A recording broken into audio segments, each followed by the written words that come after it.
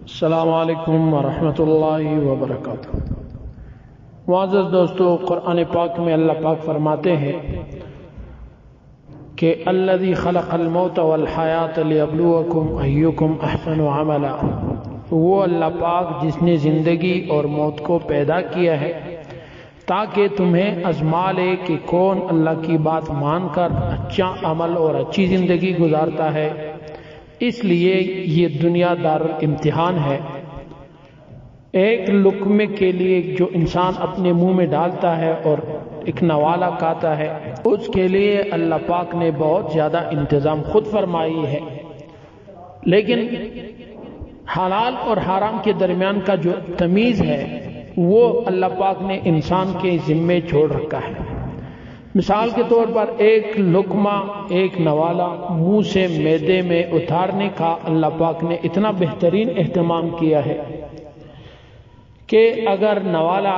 گرم ٹھنڈا ہے تو آنت بتا دیتا ہے، اور وہی نوالا روٹی کا تازہ یا باسی ہے تو ناک بتا دیتی ہے کہ یہ تازہ ہے یا باسی ہے۔ کڑوا، ترش، بے انتہا مرچ مسالہ ہے تو زبان بتا دیتی ہے کہ مرچ کم یا زیادہ، نمک کم یا زیادہ ہے۔ اگر وہی نوالا سخت ہے تو دانت بتا دیتے ہیں کہ یہ سخت ہے، یہ نرم ہے۔ الغرض ایک لقمہ معدے تک پہنچانے کے لیے اس قدر انتظام اللہ پاک نے کی اور حفاظت بھی کی، اور پھر بھی اگر کوئی ایسی باری چیز حلق سے اتر ہی جائے تو معدے میں اللہ نے ایک ایسا نظام رکھا ہے جو اس ثقیل اور سخت چیز کو گلا دیتی ہے، اور پھر ایک خودکار نظام جو ہے اس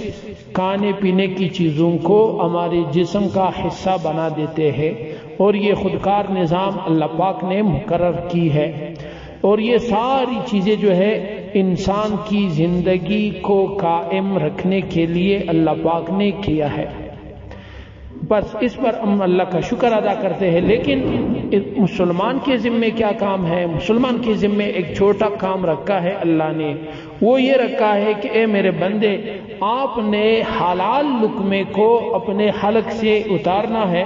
اور حلال لقمے سے آپ کے معدے نے خون بنانا ہے، وہ خون آپ کے جسم کا حصہ بنے تاکہ آپ اللہ کے امتحان میں کامیاب ہو جائیں۔ اگر اتنے انتظام کے بعد انسان پھر بھی اپنے حلال نوالے کے لیے کوشش نہیں کرتا تو سمجھو کہ وہ انسان ناکامی کی طرف خود ہی جا رہا ہے۔ اللہ پاک ہمارے روزی روٹی اور ہمارے نوالے کو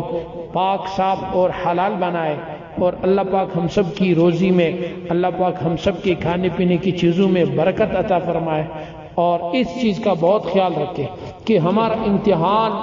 اللہ پاک نے ہمیں صرف حلال کے لیے مکلف بنایا ہے، حلال کا پابند بنایا ہے، باقی یہ سارا انتظام اللہ پاک خود فرماتے ہیں آپ تک وہ نوالا پہنچانے کے لیے، اس نوالے کی مختلف ٹیسٹ